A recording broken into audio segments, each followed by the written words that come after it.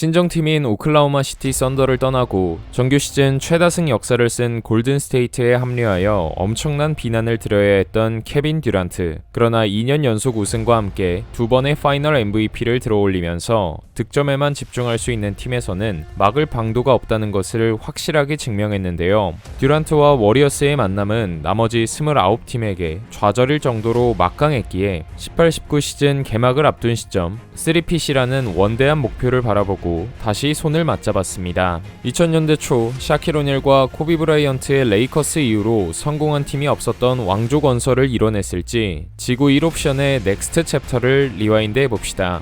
18-19 시즌 워리어스는 아킬레스 파열로 회복 중에 있던 드마커스 커즌스를 영입하면서 미국 국대 같은 지구 방위대급 라인업을 구축했습니다. 핵심 전력은 그대로 유지했기에 정규 시즌 초반 스타트는 산뜻하게 승률 90%를 찍으며 올해도 어우골이라는 소리를 들을 수밖에 없었습니다. 듀란트와 커리가 모두 득점 상위권에 랭크하면서 화끈한 화력을 유지하던 와중 커리가 부상으로 10경기를 결장하게 되는데요. 부상으로 이탈한 미러키 전 연승이 끊기긴 했지만 최고의 스코어러 듀란트의 비중을 좀 더 늘리면 언제나 고득점을 기대할 수 있기에 크게 문제될 것은 없어 보였습니다. 그러나 11월 초 클리퍼스와의 원정 경기에서 경기력과 별개로 예상치 못한 트러블이 생기게 됩니다. 전반에 많은 실점을 허용하면서 벌어지게 된 격차를 4쿼터 막판 각성해 11대 0런을 달리며 동점까지 추격했는데요. 마지막 5초 윌리엄스의 슛이 림을 맞고 떨어졌고 공을 잡은 그린은 서둘러 템포 푸시를 했으나 슛도 패스도 하지 못하면서 경기는 연장전으로 넘어가고 말았습니다. 이에 공을 계속 원했던 듀란트는 벤치에서 그린에게 따졌고 그린은 내가 따라왔어야 했다며 언성이 높아지던 끝에 욕설과 실언을 내뱉었습니다. 커즌스가 싸움을 말리는 진귀한 광경을 만들며 대면대면하게 코트로 나선 결과는 당연히 패배였고 11월 말 4연패를 당하는 등 팀 분위기는 차갑게 가라앉았습니다. 추후 두 선수가 직접 털어놓은 후일담으로는 단순한 싸움을 넘어서 팀 내부에 대한 불만도 섞여 있었던 것 같지만 당시 얼어붙은 분위기를 바꾸기 위한 특효약은 승리였고 이후 4경기에서 듀란트는 MVP 모드로 각성했습니다. 커리에 이어 그린까지 부상으로 결장한 상황, 포틀랜드전 28점 차 대승을 시작으로 세크라멘토전에서 44득점, 올랜도전에서 49점을 폭격하면서 서부 1위 자리를 지켰습니다. 그리고 동부 다크호스로 급부상 중이던 토론토와의 맞대결에서는 레너드와 쇼다운을 펼치며 투지를 불태웠는데 끈적한 맨투맨 수비가 붙어도 어떻게든 말도 안 되는 슛을 연달아 성공시키며 기어이 승부를 연장전으로 끌고 갔습니다. 연장전에서는 딱 한 번 저지른 턴오버로 아쉽게 승부를 내주긴 했지만 레너드를 넘겨 꽂은 클러치 3점 슛을 포함해 51점을 퍼붓는 득점쇼는 정말 말을 잃게 만들 정도였습니다. 커리가 복귀한 12월부터는 커탐듀 라인업이 정상 가동되면서 듀란트는 다시 부담을 덜고 내외곽을 손쉽게 공략했고 올해도 서부 컨퍼런스 1위로 플레이오프로 직행하게 됩니다. 정규 시즌 막판 커즌스까지 복귀하면서 완전체로 치르게 된 플레이오프 1라운드 상대는 껄끄러운 일이 있었던 LA 클리퍼스. 그래도 8번 시대였기에 워리어스의 무난한 수입이 예상되었는데요. 1차전은 17점 차 가비지 승리를 거뒀고 2차전도 31점 차까지 벌리면서 예상대로 무난하게 홈에서 2연승을 쓸어담는 듯 하더니 예상치 못한 식스맨 듀오의 활약에 61점을 헌납하며 충격적인 역전패를 당했습니다. 더구나 듀란트는 시도 때도 없이 달라붙어 신경을 긁는 베벌리와 함께 1차전에서는 테크니컬 파울 누적으로 퇴장, 2차전에서는 6파울로 퇴장당하면서 클러치 상황, 소방수 역할을 할 수 없었습니다. 이에 단단히 열받은 듀란트는 플레이오프 모드를 켜고 돌아와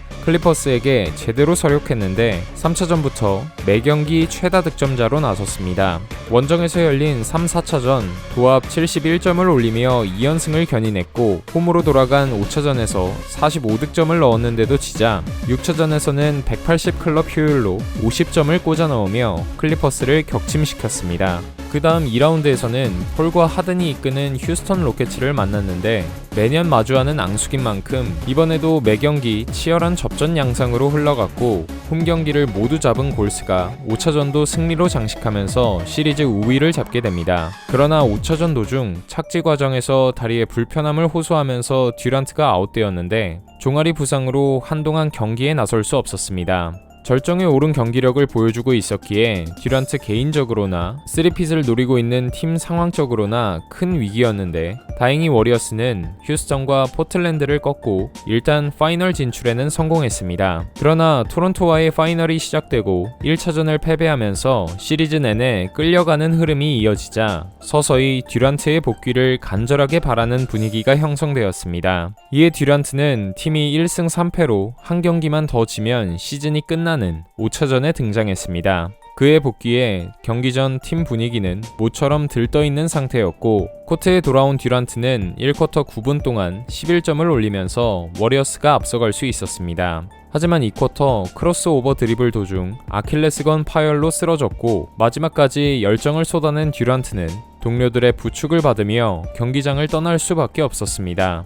무리한 출정 강행이 5차전 승리의 초석이 되긴 했지만 6차전에서는 클레이 탐슨마저 부상으로 이르며 결국 3핏이라는 최종 목표에는 도달하지 못한 채 워리어스에서의 세 번째 시즌이 막을 내렸습니다. 회복하기까지 워낙 오랜 시간이 걸리는 부상이고 마지막 해에 내부적인 다툼도 있었던 만큼 듀란트는 2019년 여름 브루클린 네츠로 이적을 확정지었는데요. 워리어스는 3년간 최고의 활약을 펼친 그의 등번호 35번을 곧바로 영구 결번으로 지정해 주었고 듀란트의 농구 커리어는 세 번째 챕터로 접어들게 됩니다. 안식일을 뜻하는 7번으로 등번호를 바꾼 뒤 1년을 통으로 쉬고 나서야 20-21 시즌부터 코트에 복귀할 수 있었는데요. 엉클 드류, 카이리 어빙을 포함해 에너지 넘치는 젊은 선수들로 로스터를 꽉 채운 네츠는 구단 역사상 가장 화려한 라인업으로 기대를 모았는데요. 치명적인 부상을 딛고 돌아온 듀란트의 복귀는 놀라울 정도로 성공적이었습니다.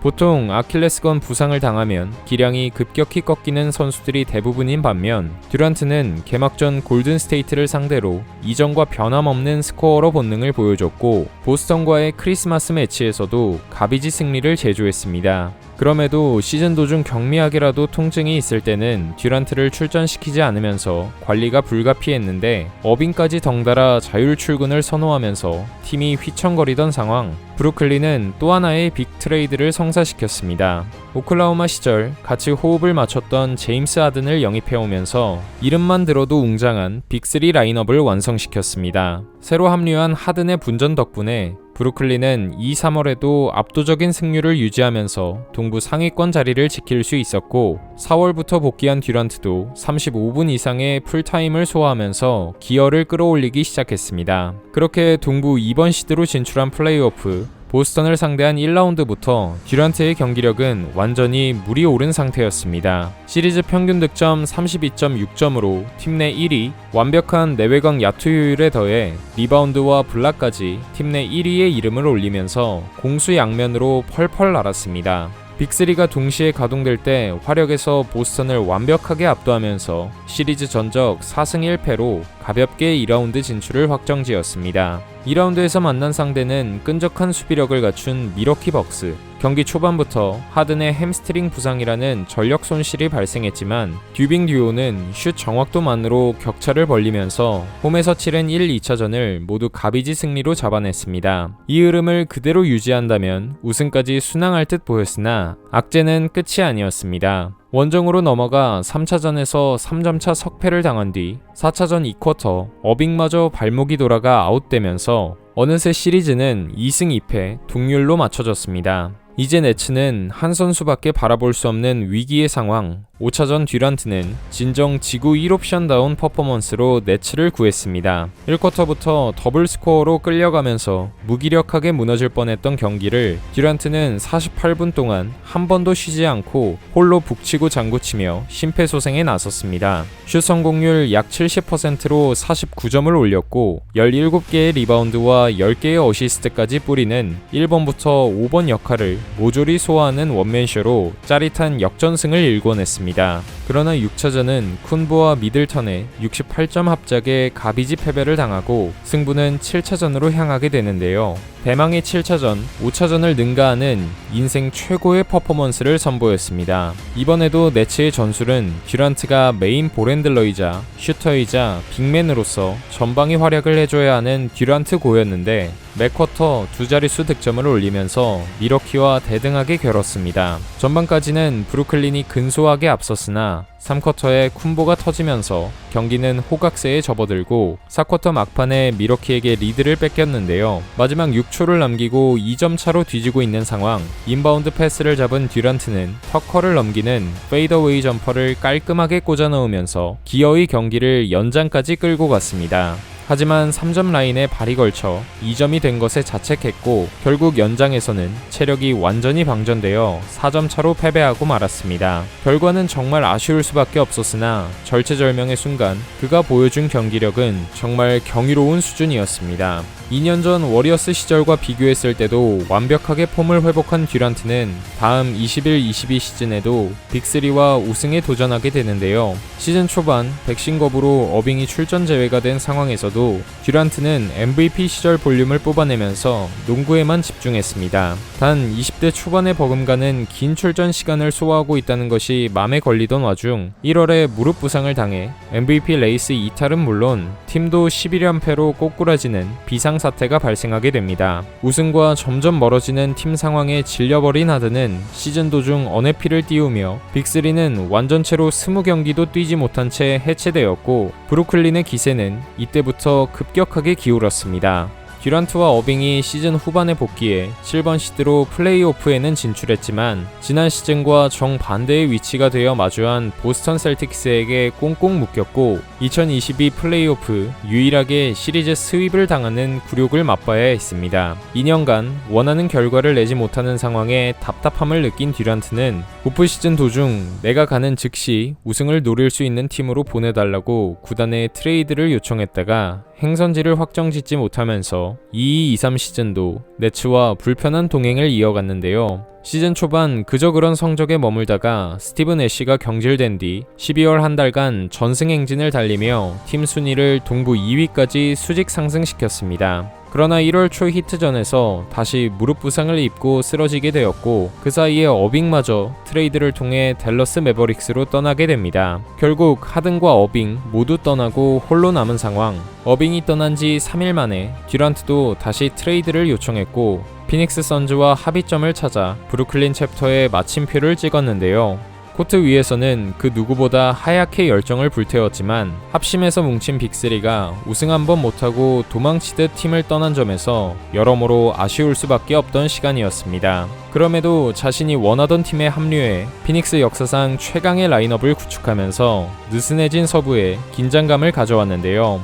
과연 55년째 무관인 구단과 우승이 궁금한 사나이와 함께 다시금 정상에 오를 수 있을지 얼마 남지 않은 듀란트의 복귀가 기대됩니다.